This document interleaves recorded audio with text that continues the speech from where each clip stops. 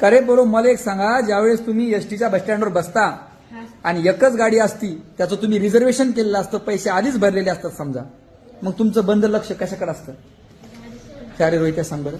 Sir ते आवाज सांगतात. आवाजाकडे? कोणाच्या आवाजाकडे? त्या बाईच्या आवाजाकडे. गाडी क्रमांक 15 भवन सोलापूर कोल्हापूर जाणारी गाडी तसं हा, सांगतात. त्याच्याकडे काऊन लक्ष राहतं बरं?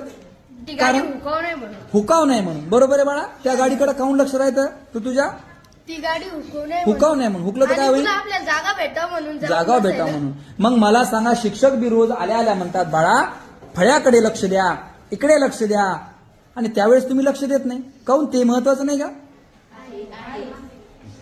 ज्यावेळेस शिक्षक म्हणतात बेटा लक्षपूर्वक काळजीपूर्वक ऐका बरं, की आपलं सगळं लक्ष द्या, बस स्टँडवर बसल्यावर पाहिजे की आज नवीन सर काहीतरी गोष्ट आपल्याला सांगणार आणि ती गोष्ट आपल्याला समजली पाहिजे.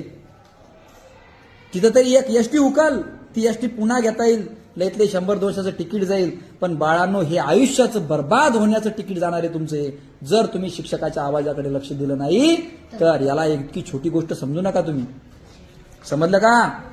ते 50 रुपयाचं तिकीट जाईल, 200चं तिकीट जाईल, गाडी पुन्हा येईल, पण पुन्हा 7वी वापस येणार नाही, पुन्हा हा बेंचही पुन्हा भेटणार नाही, आणि पुन्हा पायथागोरस थेरमही पुन्हा शिकता येणार नाही बाळांनो. त्यामुळे आज माझ्या आवाजाकडे सगळ्यांनी लक्ष द्या. कोण कोण देणारे सगळ्यांनी लक्ष आवाजाकडे?